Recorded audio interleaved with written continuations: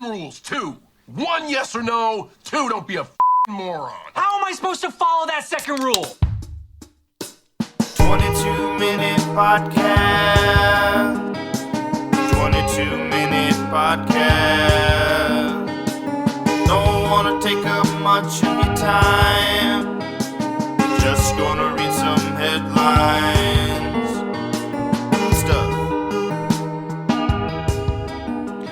Welcome to the 22-Minute Podcast. My name is Wes Severson. Today is Wednesday, January 8th, and I'm here with Mike Finley. Hey guys, halfway through the week, we made it. Congratulations. Sorry, just chewing on my There's flavor here. on my toffee. Oh yeah, it's National English National Toffee Day. English Toffee Day. So, all right, let me just. Thank you. Swallow that shit down carefully. There's nothing in my mouth. I don't know if y'all got that. It's That was also a good bit. That was good. That was good. I liked it. It's also World Typing Day. So, Well, like the days to get everybody to like really emphasize, like this was years ago, but like sure. learning to type and Oh, sure. Now, children just navigate, a different type of typing. alphabets on touch screens and better than it makes you really. There probably was like in the 1800s like a 2-year-old who was a sharpshooter. Yeah. I mean, the way that these kids interact with the iPad. Yeah. No, I mean, you make a great point. What's that movie? Where they like drive across country. It's like these kids. They drive across country. Wild America? No, and it's like they play video games. And at the end, it's really funny. At the end, because like the thing is like there's like it's like The Wiz. I think there's like the Wizard or something. It's called something like that. I think. Well, the Wiz is like Right. It's not The okay, Wiz. okay. I think it's like The Wizard. Okay. Or something. I don't know. Anyway, but they play video games like cabinet video games because it's like a 90s movie. Yeah. And there's like some competition. I don't remember the whole movie, to be honest with you, but I do remember. The thing is like. I think the main kid who's like really good at video games, he's like mute because he's like autistic or something. And I don't think they treat it very sensitively. They don't make fun of it or anything like that. Yeah. They just like, it's not like a great depiction, I don't think. Because I do remember at the end, like again, he hasn't like expressed much emotion. He just kind of plays video games, and like the other two kids are really like the stars of the movie or whatever. And anyway, the mentally handicapped kid, his parents like finally kind of get him back. And I think the video game competition was in California or something, because I just remember the scene where he's like in the back of the car and he's finally like expressing like something he wants. But again, like he's mentally challenged. So he's just like, California, like just over and over again, just like rocking in the back of the car. Or whatever. What? Yeah, look it up. No, there's a really funny meme where it's like, it's something like it's a hilarious. Oh, I gotta look it up now. I have no idea what you're talking about. That's wild. I think it's called The Wizard or something. No, there was a funny meme though that somebody paired with him like screaming California, and it was just like it's something like Anthony Kiedis writing Red Hot Chili Peppers. Fred lyrics. Savage, the Fred Wizard. Savage, the Wizard. Yeah. I think, and then was the girl in it? Was she somebody like Jenny Lewis? Jenny Lewis had a birthday Is it? yesterday. It was actually. Was yeah. it yesterday? I think it was, or was it Monday? Shoot, she's having a birthday. It's today. Oh my! No fucking! Did you do that on purpose? No, sorry. That's wild. No, sorry. Like I that's what I should have done whenever you started making noises. I should have just given you background, like just really overblown that moment. my I'm sorry I God. missed that. Oh, jeez. Yeah, we really should have gone over the It top. is on Wednesday, right? that. Yeah, it is Yeah, Wednesday. Jenny Lewis, happy birthday. Wow, That's crazy. Look at that, serendipitous. Is that what that word means? I think so. Yeah. Okay. Well, what did we start the show? California. California. Man, if anybody's upstairs, they probably have no idea what's happening down here. What are Mike and Wes doing down there? Just like a California? weird screech and yelling California. Oh, they're singing Phantom Planet. California. Here we go. Here we go. Jason Schwartzman on drums. Did you know that? Yeah. Did you know that? Oh, I knew that. Yeah, I think we brought it up last Yeah, week. it was his brother from Rooney's birthday. Oh, yeah, his brother was it, or his cousin or something? Yeah. Something. I think it was his brother. Yeah, It was his yeah. brother. It probably was. Was it a Schwartzman? It was a Schwartzman. Okay, yeah. well there you go. All right. So yes, today is what did we say it was? I'm Wednesday, outta here. Yeah, January 8th. Okay, January so 8th. let's see. On this day, Born Now Dead. oh, David Bowie. no, yes. Oh, you know what I was gonna say? I'm sorry, I forgot to mention. No, want to get to David Bowie. Yeah, forgive yeah, me. yeah, yeah. But the opening clip there, Vigilante. Oh yeah. Yes. We do need to. So Freddie Stroma. Mm-hmm. We already fell. This is the thing.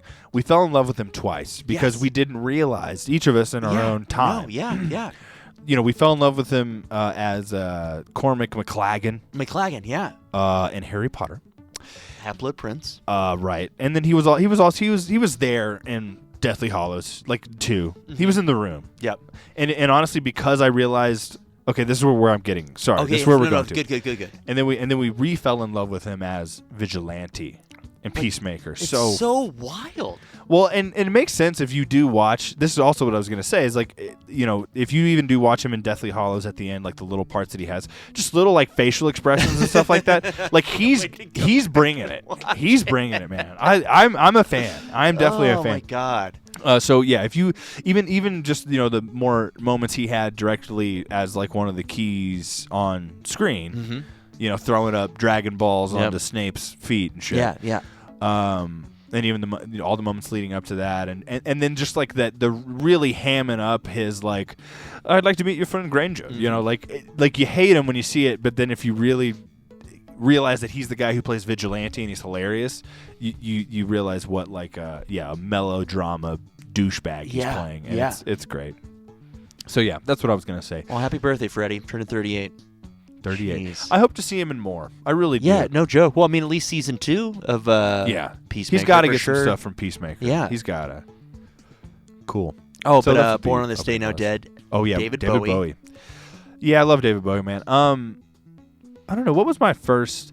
That's the problem. Is I think that a lot of people our age, even if we had probably like heard a David Bowie song or like seen a video randomly or something, our still I think a lot of us our strongest impression of David Bowie was like Kurt Cobain covering. Yeah. We talked about it before. Man Who Sold the World. Yeah. So that would be my first like true impression of David Bowie. I think the first time I heard David Bowie was on Mr. Deeds when they're singing Ground Control Oh, really? to Major Tom. That's crazy Yeah. when you think about it. Well, that took a for while sure. to get to you. For sure. It happened. For sure. But then, yes, of course, like, It was still like 01 or something. 02, yeah. And then, but like the cover of The Man Who Sold the World.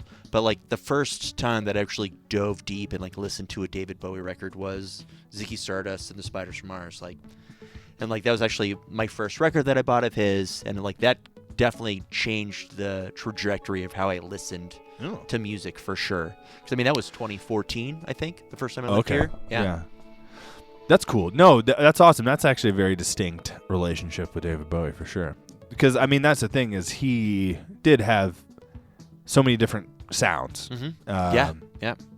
And so it is I mean, if you fall in love with one and it opens up to another one. I mean, that was what was cool about bingo card coming up, bingo card. Oh.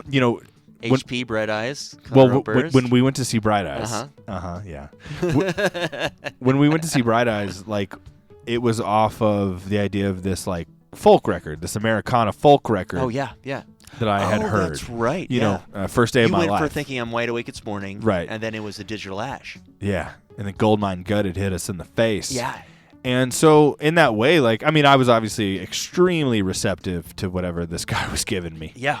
And so yeah. I wanted that record and I got the record and I loved the record and I bought it like that night. Went to like Best Buy or whatever. Oh, yeah? I think. Yeah, because like that was the thing is we stayed at your house after the show, and I definitely went to Best Buy before we went to the house and I got the CD.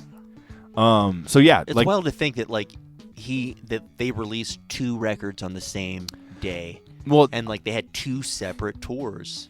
right, Like for both. and it makes sense. Yeah. No, I mean it does check out, but it's just still a wild thing that I don't like. Well, it's kind of it goes else has along done with that, the. you know? It's a good question. I bet somebody has, but I don't know off the top of my head. Yeah. No, it's related to what we're talking about in the sense of like different sounds and like kind of how do you get you don't want to have too many. That was part of it. Is the album before? I think there was like some sort of criticism at the time. Somebody who knows, some reviewer, I don't know, of just like it felt too much like it's going back and forth from one genre to another. So they're like, fine, we'll release like a digital record and then we'll release an acoustic record. And so it was a purposeful choice about how to deliver this sound, that sound, our music, and it be received. That's so funny. I don't think of like the other record before, like having like.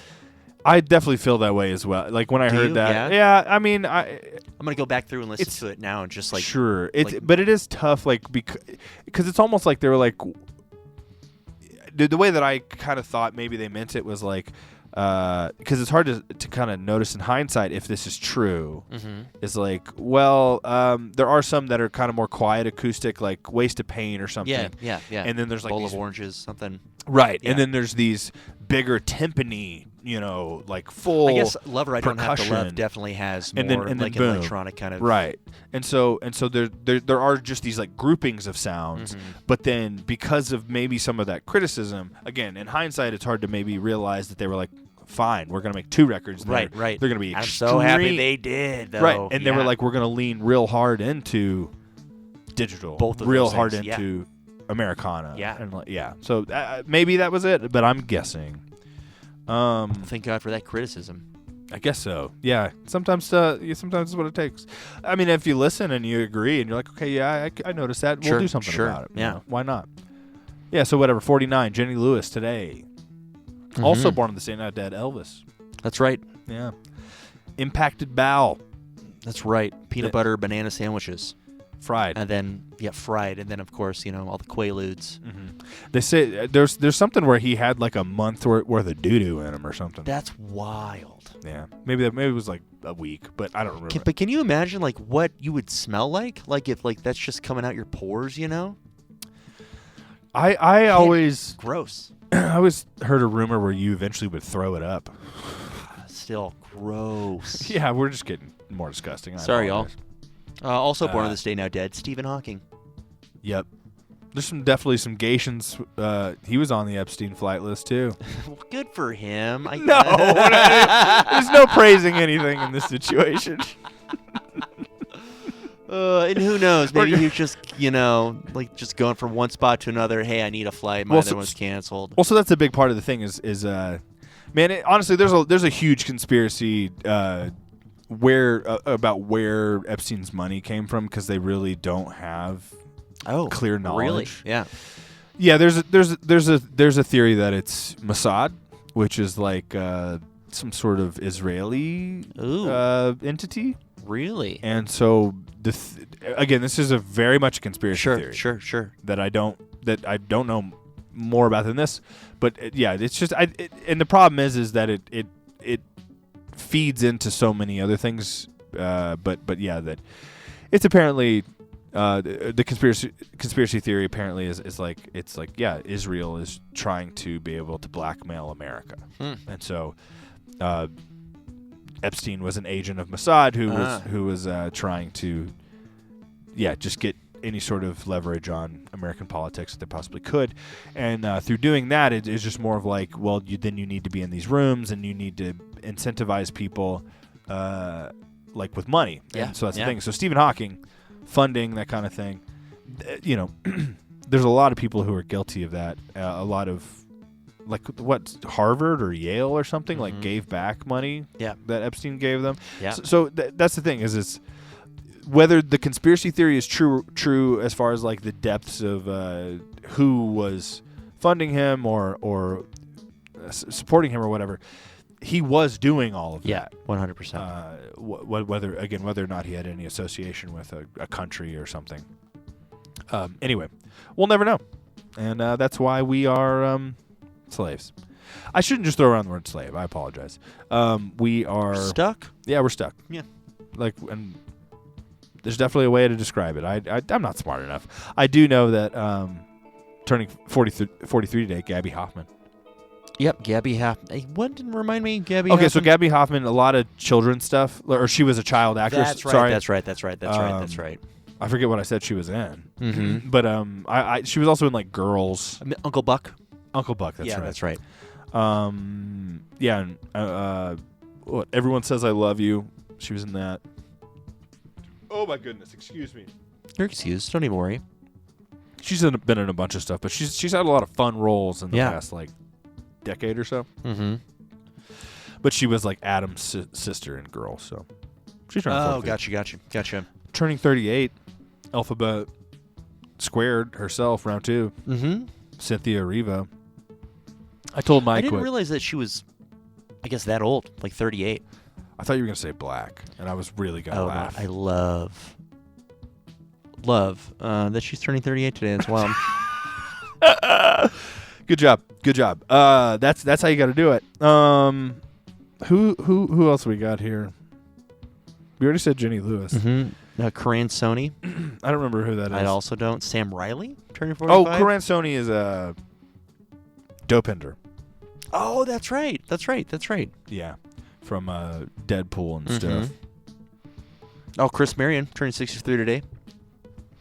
Who's that? Keyboardist, Little River Band. Oh, you put him. I did. Gotcha. You I put did. him. I feel like I had to.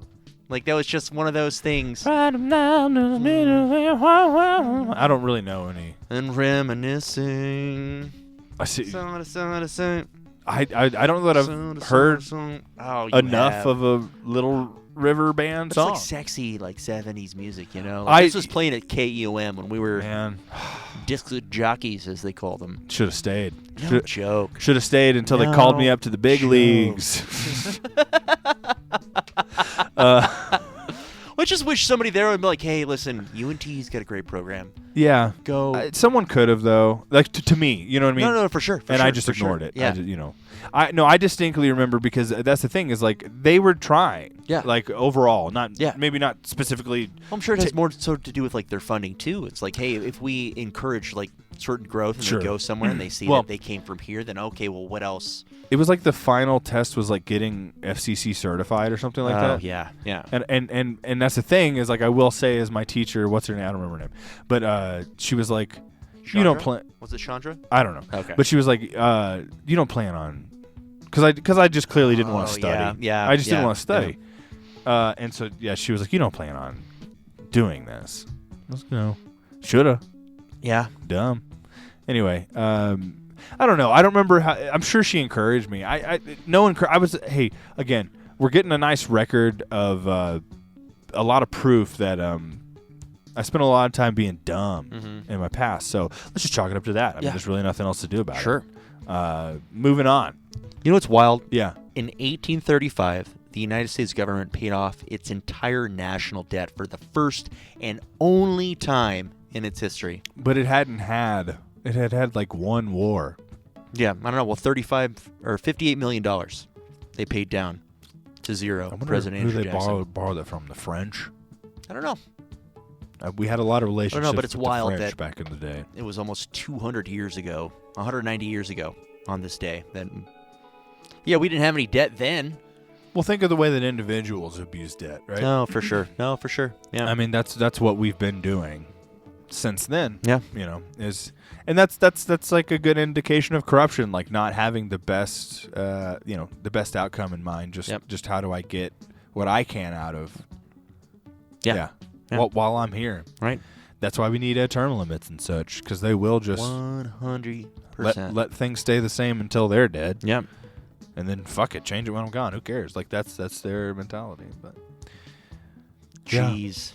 On this day in 1790, the first State of the Union address was delivered by George Washington in New York City. I love the theory that like he was just the most. He was 6 foot tall, and so everybody was like, "That guy's gonna lead us."